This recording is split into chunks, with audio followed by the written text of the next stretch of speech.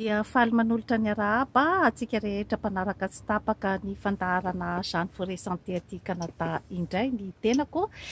Ny horesahantsika anio zany dia ny momba ireo sakafo izay mahavotsa-saina na mahadondrona moa zany amin'ny fomba fitenenana amin'ny vatana. Efa nazavaiko teto ny sakafo izay mamparanintsaina izany. Fa amin'ity indray mitoraka ity dia tsara ho marihana zany, tsara ho faritana tsara zany ireo sakafo izay sy mitondra voka-tsoa zany eo amin'ny saitsika olombelona izany. Ka mila fitandremana zany ny fihinanana betsaka loatra zany. Izay ngamba no azo ilazana azy an'ireo karazana sakafo ireo, fa mba lanjalanjaina zany ny fihinanana azy. Efa famerimberiko eto foana zany ny voalohany indrindra zany dia ny siramamy.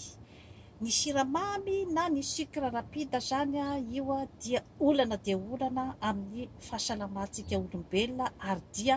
olana dia olana ihany koa zany izy eo amin'ny resaka fiasan'ny atodontsika zany araky ny tokony ho izy, satria ny siramamy zany raha ohatra ka betsaka loatra izy zany ao anatin'ny lalandrà any amin'ny atido dia miakatra ny glycémie,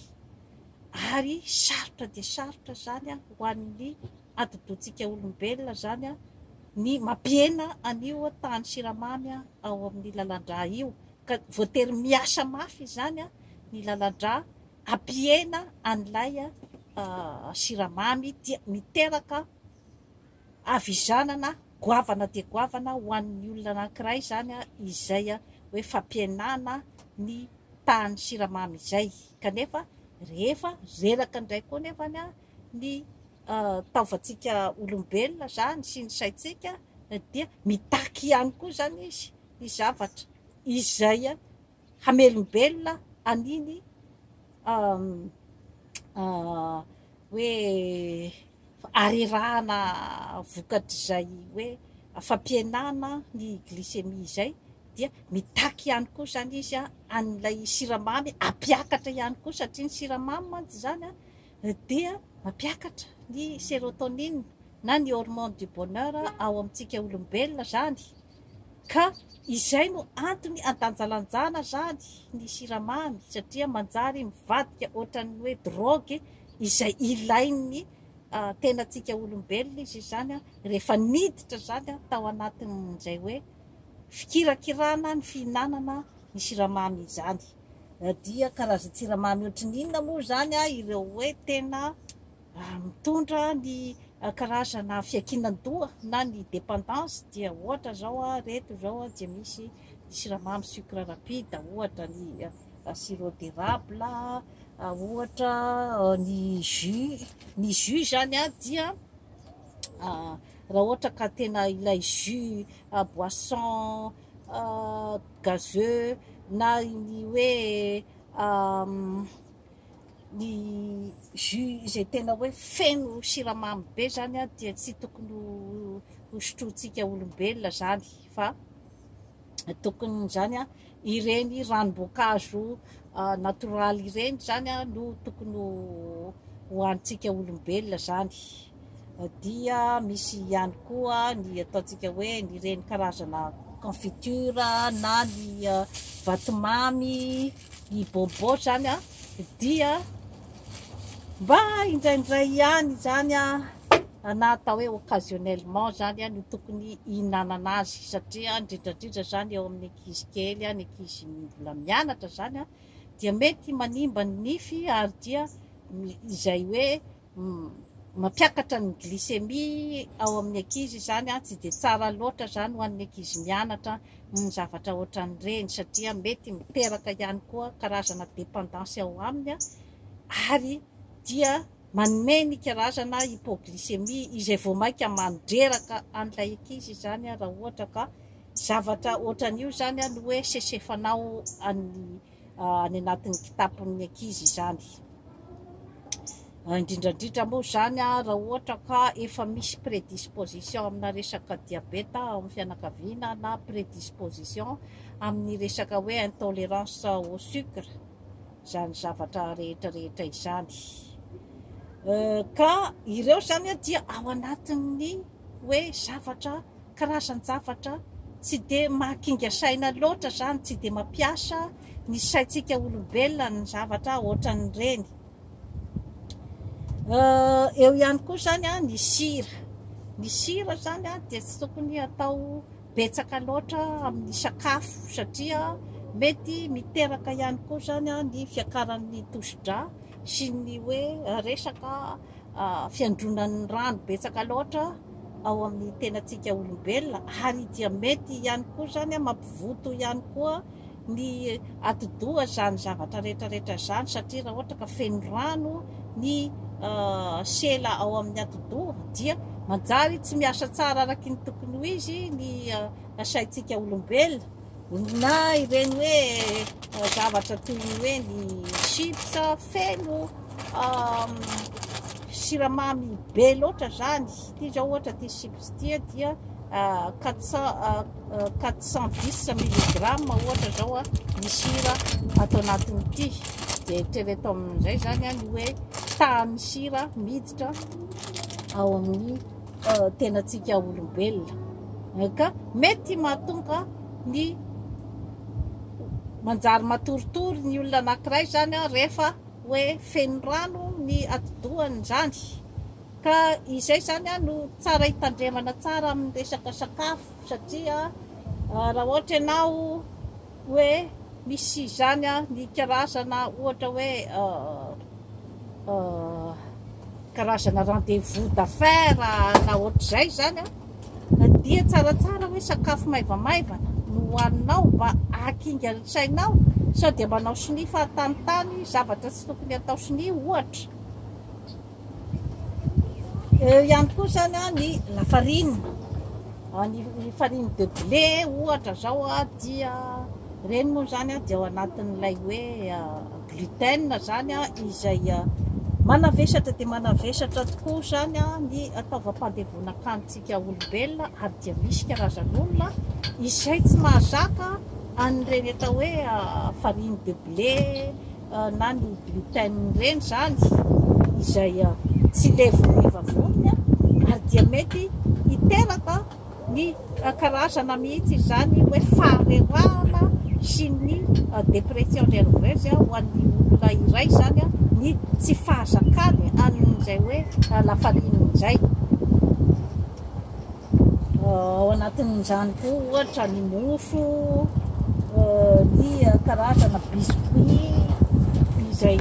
vita amin'ny farine de blé zany. Ireo zavatra rehetrarehetra ireo zany raha ohatra ka hoe olona zany tsy mahazaka an'ireo karazan-javatra ireo dia misy fiantraikany be dia be zany any amin'ny fiasan'ny atidohany zany zavatra rehetrarehetra izany. Dia eo ihany koa zany ny paty, ohatra tsaratsara kokoa zany rehefa mihinana paty dia ny paty vita amin'ny ohatra hoe vary no maivamaivana kokoa zany, ary rehefa hoe mahandro paty zany dia tokony foana zany hoe miaraka amin'ny legioma, izay no mahatsara an'ireny hoe misao ohatran'izay zany, satria misy ny fangarony miaraka amin'ny legioma zany dia misy kokoa zany ny fitondran'ny otrikaina ao amin'ny tenantsika olombelona. Eo ihany koa zany ny toaka. Ny toaka zany dia tsy miteny akory hoe dia aza mikasika toaka, fa ny fisotroana azy isan'andro amin'ny fatrany izay ambony zany dia manimba ny fahasalaman'ny atidoha, satria ireny ihany koa zany dia ambony ihany koa ny tahan'ny siramamy ao anatin'ny alcool, ary dia miteraka ihany koa ny karazana fiakinan-doha zany rehefa tsy hay ny mandanjalanja zany ny fisotroana ny toaka fa mba rehefa hoe misy fety ohatran'izay zany no mba hoe rehefa mifalifaly ny mpianakavy dia amin'izay zany no hoe tokony hisotroana ny zavatra ohatran'ny tony zany. Eo ihany koa ny zava-mahadomelina zay arakin'izay maha hoe zava-mahadomelina azy zay dia mahadomelina izay tokoa satria mety hiteny angamba ianao hoe misy karazan'olona izay manam-pahaizana ambony foka zava-mahadomelina ka ahoana no ilazana fa hoe mahadomelina ny zava-mahadomelina. Ny fanazavana entina amin'izay toe-javatra zay angamba dia ny hoe marina fa karazana excitant zany ireto zavatra tany saiko reto. Izany hoe misy ny karazan'olona izay hoe marani-tsaina kokoa izy rehefa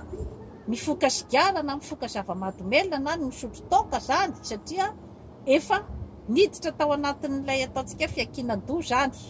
dia iny zany no mampisokatra bebe kokoa ny sainy ny fandraisana n'iny zavatra iny kanefa manao ny asany amin'ny fotoana fohy nefa ireo zavatra ireo dia rehefa avy eo rehefa tsy mandray an'iny tsony zany ilay olona tsy mifoka sigara na mandray zava-mahadomelina dia tena domelina tanteraka tokoa satria tsy miasa tsony mihitsy zany ny atidohany rehefa tsy mandray an'io izy dia izay zany no mahatonga an'ilay olona mitady an'iny foana izy zany raha misy zany ny fampiasana saina izay ataony ka eo zany no tena mampatahotra satria rehefa miankin-doha be loatra zany amin'ireo karazan-javatra ireo ny olona vao afaka miasa araky ny tokony ho izy dia isy ny filana miakatrakatra kokoa zany ny dôzy vao zay vao ho efikasy satria rehefa mampiasa zany dôzy izay hoe fampiasa andavanandro zany kanefa misy fotoana efa zatra an'iny zany ny atidohan'ny olona iray dia mila mampiakatra ny dôzy izy ka eo zany no mety misy an'ilay karazana hoe toxicité na ny hoe ambony loatra zany ny dôzy izay nampiasain'ilay olona izay no mahatonga ny hoe overdose amin'ny olona izay mifoka zava-mahadomelina zany amin'ny fotoana izay tena ilany an'iny mafy zany dia mampiasa dôzy ambony be izy zany mba hampisy ny effet nefa dia mety miteraka fahafatesana ho an'ilay olona izany zavatra izany satria mety tsy mahazaka an'izay zany ny système cardiovasculaire dia mety hijanona ny fitepon'ny fony ary dia mety ihany koa hiteraka hatrany amin'ny adalàna zany izany zavatra rehetrarehetra izany. Eo ihany koa zany ny kafe. Ny kafe zany dia miteraka ihany koa karazana fiakinan-doha izy io raha ohatra zany ka tsy hay ny mandanjalanja azy. Izany hoe ny kafe zany izy aloha dia misy effet diurétique zany hoe manala ny rano ao amin'ny tenatsika olombelona izy zany. Misy asany ihany zany ny resaka ara-pahasalamana ary misy ihany koa ny effet hoe amin'ny fitandrovana ny mamiakana zany. Kanefa moa zany ny fandanjalanjana ny dôzin'ireo zavatra ireo zany ohatra ny kafe no mila jerena akaiky ary misy ihany koa zany ny kafe izay efa hoe raffiné zany hoe tsy kafe mahery be ohatran'ny hoe kafe izay mbola tsy voavolavola ny dôziny zany. Ireo mantsy zany no tena mahery ary dia mahatonga koa zany ny areti-po. Ka izany zavatra rehetrarehetra izany zany dia entiko ilazana amintsika fotsiny ny amin'ny hoe tsy tsara zany ny mihinana betsaka an'ireo karazan-javatra ireo satria tsy misy ihany koa zany ny vitamine zay tena ilain'ny taovantsika olombelona ireo zavatra ireo fa karazana hoe excitant zany izay ohatrany hoe manaitaitra fotsiny zany ny karazana motivation amin'ny fotoana fohy kanefa mampiasa be loatra zany ny vatantsika olombelona ny fanaovana ny fandevonana an'ireo zavatra ireo zany sy ny fiasimilena azy zany. Mampiasa be loatra ny vatana, mampiasa be loatra ny karazana nera ao amintsika. Dia rehefa vita indray zany zay fihinanana an'ireo karazan-javatra ireo, dia miasa mafy loatra koa zany ny vatana mampiasa azy, dia miverina reraka koa zany ilay olona, dia mila ihany koa zany an'ireo karazan-javatra ireo, dia miodikodiny eo ka matetika izany no manova ny humeuran'ny zanak'olombelona amin'ny olona izay hoe fatrapihinana an'ireto karazan-javatra rehetra reto, indrindra moa zany hoe aty amin'ny tany vaventy ohatran'ny Amerika du Nord, ohatra ny Europe, dia maro ny olona izay hoe tsy mihinana tsony hoe sakafo ara-pahasalamana toy ny fruits sy ny légumes, fa dia efa ireto hanina bifotsy sy ny zavatra rehetra izay efa voahodina amin'ny usine reto zany no hohanin'ilay olona, dia tsy mitondra otrikaina firy any aminy zany zavatra rehetra izany, ka mampametra-panontaniananao angambo hoe fa ahoana no hoe mahadondrona ireo karazan-zavatra ireo olona ireo ve zany hoe amin'ny tany mandroso, inona ny mampandroso azy raha ohatra izy dondra, eo indrindra manko tsika izany. Satria ny adondronana izay teneniko eto dia ny intelligence amin'ny endriny maro samihafa, satria raha ohatra ka miteraka ny karazana harerahan-tsaina ohatra zao ao aminy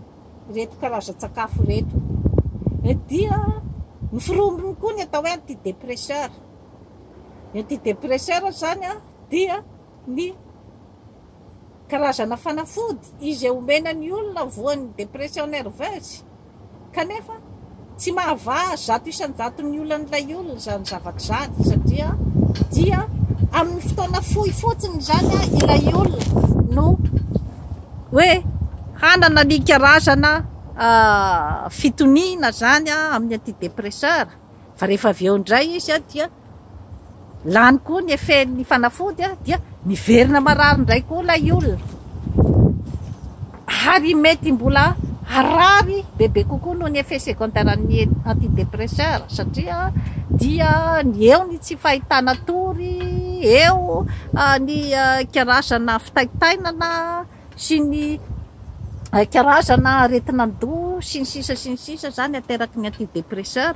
dia indraindray dia miafara hatrany amin'ny famonoantena, satria tsy mety mahazo aina mihitsy zany ilay olona. Ka ny tena tiako atongavana zany dia ny hoe misy ane olona izay manana diplôma ambony, na ataontsika raha hoe dokotera, professeur reny ohatra, dia sous antidépresseur izy aty Amérique du Nord. Izany hoe ilay karazana intelligence izay teneniko anao zany dia eo amin'ny hoe resaka intelligence émotionnelle. Raha ohatra ka olona taitay bombina, olona izay kizitina lava, masika lava, olona tsy en forme, olona tsy afaka mifanerasera araky ny tokony ho izy amin'ny olona manodidina azy, ary ao anatiny zany zavatra rehetra izany ny fihinanana ny excitant be loatra dia mahatonga ny olona hatrany amin'ny karazana délinquance rehetra, na ny famonoan'olona, na ny fangalarana, na ny fanaovana tsinitsinina olona, dia vokatry ny sakafo tsy tsara izay ampidirina ao amin'ny tenantsika olombelona zany zavatra rehetra izany, ary dia rehefa hoe tsy milamina ny saina sy ny fanahy sy ny vatantsika olombelona, dia mety miteraka hatrany amin'ny korotana ara-tsosialy zany zavatra rehetra izany. Ka izay zany no antony hoe hitandrovana ny resaka ara-pahasalamana, satria misy ny fikarohana maro rehefa novana zany ny fomba fisakafoanany reny karazan'olona izay ataontsika hoe tena mpidoroka zava-mahadomelina, reny mpangalatra, reny olona mpiditra ponja lava reny dia novana ny fomba fisakafoanany dia nahitana karazana fiovana teo amin'ny toe-tsainy sy ny toe-panahy, ka mila jerena akaiky zany ny zavatra ohatran'izany. Ka raha ohatra mantsy miresaka tsika zany ny hoe ao Madagasikara dia hoe ireny biscuit sy ny mofo sy ny tariny reny ve zany dia tsy omena ny olona tsony, tsy atopoko tsy any ny fipetrany, satria raha ohatran'ireny zany any amin'ny tany hoe tsy ampy sakafo ny olona, misy zavatra apporteny ihany ange reny zavatra reny au point de vue énergétique zany, misy ihany ny apport entiny zany, fa izy fotsiny zany hoe tsy tokony hoe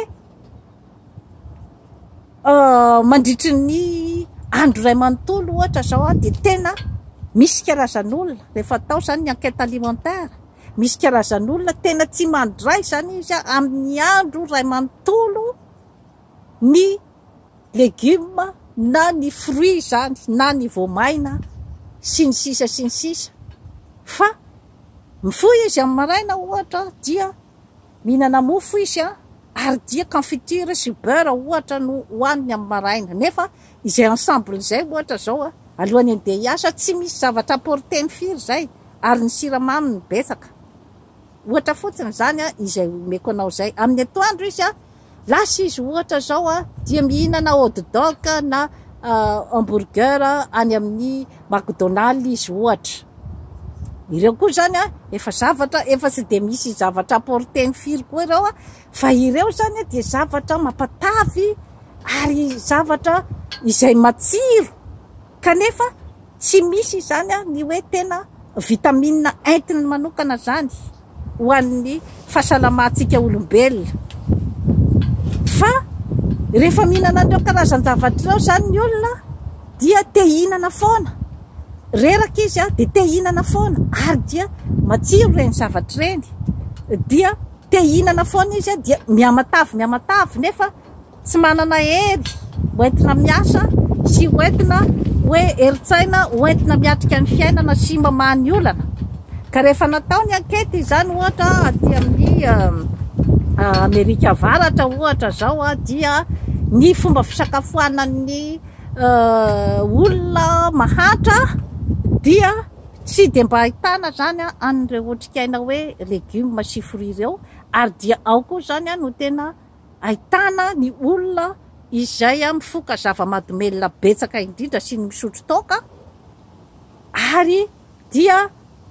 ao ihany koa zany no ahitana ny karazana hoe délinquance sy ny famonoan'olona sy ny fikorontanana ara-tsosialy, ny violence conjugale sy ny sisa, satria ny légume sy ny fruit zany lafo aty Amerika Avaratra zany. Dia rehefa natao ihany koa ny fikarohana dia ireo indiens d'Amérique taloha dia nihinana tsara ny voankazo sy ny légume izay hotazany any anaty ala taloha dia salama tsara ny indiens d'Amérique taloha, fa rehefa tonga zany ny mpanjanaka européenne dia nitondra an'ireo karazan-javatra rehetra toy ny toaka, ny siramamy, ny bonbon sy ny biscuit izay nisesefany an'ireo indiens d'Amérique, dia hita fa nidina ny fahasalaman'ireo olona ireo zany ary dia nilona tao anatin'izay hoe fiainana mikorotana, fiainana mifamono, fiainana misotro toaka sy ny violence amin'ny endriny maro samihafa. Ka tsetsatsiaritra zany ny amin'izay zavatra rehetra izay ny amin'ny hoe aiza ho aiza zany isika malagasy amin'izao fotoana izao, satria dia efa mitobaka ny Madagasikara ireo karazana paty izay amidy mora avy any Chine ohatra, tokony asitsika eritreritra zany fieritreretana ny momba an'izay zavatra zay, satria misy olona dia satria ireny mora dia ireny no sesefany zany maraina, atoandro, hariva, nefa zavatra tsy mitondra otrikaina firy ho azy. Ka dia trafikainao me mahery no ataoko eto fifampizarana Ambava homana ampomeritreritra dia